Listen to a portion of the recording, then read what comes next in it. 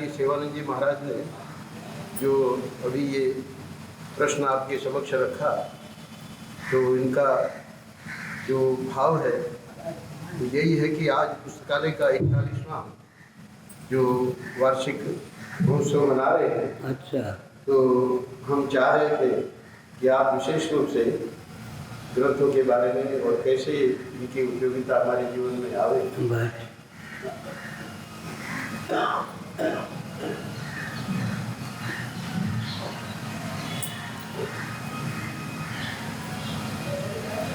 चौदह विद्या का प्रतिपादन याज्ञवल्क्य स्मृति में है। शिव पुराण में 18 विद्या का प्रतिपादन है। शीतोपनिषद में 24 विद्या का प्रतिपादन है। शुक्र नीति में 32 विद्या का प्रतिपादन है। 14 में शेष का अंतर्भाव, 18 में शेष का अंतर्भाव, 24 में शेष का अंतर्भाव, 32 में शेष का अंतर्भाव हो जाता है। कला के 64 प्रभेद हैं जिनका वर्णन शुक्र नीति में किया गया है। वाणी की प्रधानता से जिसकी सिद्धि है उसका नाम विद्या है।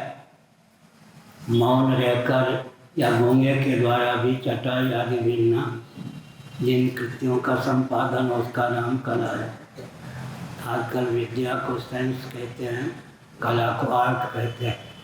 जिसके जीवन में विद्या और कला दोनों की प्रतिष्ठा है उसका जीवन अपने लिए समाज के लिए हितप्रद सिद्ध होता है।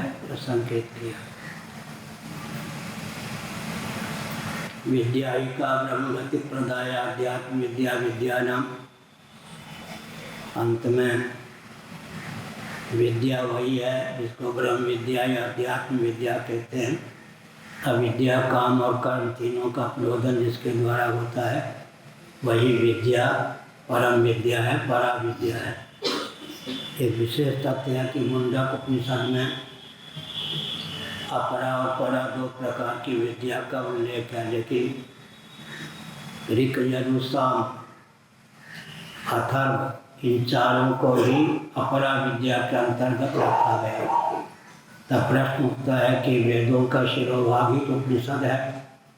अगर चारों वेद ही अपरा विद्या के अंतर्गत हैं तो वेदों का शिरोभाग उपनिषद भी अपरा विद्या ही मान्य। तो परा विद्या का प्रतिपादन आखिर कहाँ से सुलभ होगा यह प्रश्न उठता है। इसका उत्तर यह है कि जब तक अनुभूति पर्यवसायी विद्या न हो तब तक परा विद्या भी कहने को परा विद्या है, वस्तुतः हुआ अपरा विद्या ही है। यह अभिप्राय है। वेदों का शिरोभाग उपनिषद है, ऐसा मैंने क्यों न कहा। ईशावास्योपनिषद यजुर्वेद के 40वें अध्याय का नाम है। 39 अध्याय पूर्व में है। भगवत पाद शिवावतार शंकराचार्य महाभाग ने ईशावास्योपनिषद पर भाष्य लिखते समय इस तथ्य को उद्भाषित किया है कि ईशावास्यम इत्यादि जो मंत्र हैं या उपनिषद हैं, कारण क्या है? कर्मों में इन मंत्रों का विनियोग नहीं है, इसलिए ये उपनिषद हैं। लेकिन पूर्व पक्ष स्वयं भगवत पाद शिवावतार शंकराचार्य ने प्रस्थापित किया, विनियोजक वचन न होने पर भी प्रकरण के बल पर विनियोग कर्म में मान लिया जाता है। जैसे नासदी सूक्तम, ये जो 7 मंत्र हैं वे कर्मों में विनियुक्त हैं। प्रकरण के बल पर भी तब भगवान शंकराचार्य ने उत्तर दिया ईशावास्यम इत्यादि मंत्रों के माध्यम से जिस स्तर के आत्म तत्व का प्रतिपादन होता है उस स्तर का आत्म तत्व करता हो ही नहीं सकता। इसमें भी सांख्यों का पक्ष है, कर्तृत्व विक्रिया है, भोक्तृत्व विक्रिया नहीं। सांख्यों के इस पक्ष को भगवान ने अपने शब्दों में समुद्रित किया है। कार्यकरण कर्तृत्व हेतु प्रकृति रुच्यते पुरुषा सुख दुखा नाम भोक्तृत्व हेतु रुच्यते। यहाँ भोक्तृत्व का अर्थ भगवत पाद शंकराचार्य महाभाग ने किया भोक्तृत्वम किम उपलब्धित्वम भोक्तृत्वम, उपलब्धित्व ही भोक्तृत्व है, इसलिए उपलब्धित्व विक्रिया नहीं है। तो भोक्तृत्व पुरुषनिष्ठ है, कर्तृत्व प्रकृतिनिष्ठ है। कार्यकरण कर्तृत्व हेतु प्रकृति उच्यते, पुरुषार्थ दुःखानां भोक्तृत्व हेतु उच्यते। लेकिन अंत में प्रश्न उठता है कि बुद्धि क्रिया का कर्तृत्व ही भोक्तृत्व है, कर्तृत्व का सर्वथा अपलाप निरसन या प्रनोदन कर देने पर भोक्तृत्व शेष नहीं रहता। तो सिद्धांत के अंत में क्या है, आत्मेन्द्रिय मनोयुक्तम भोक्तृत्यावर मनीषिणः कठोपनिषद का वचन है। आत्मा का अर्थ यहाँ पर आत्मा करें या देह, यह भी प्रश्न उठता है। आत्मा से ऊपर प्रत्यक्ष इंद्रिय का वर्णन है, मन का वर्णन है। आत्मेन्द्रिय मनोयुक्तम, मन का अर्थ यहाँ पर अंतःकरण है।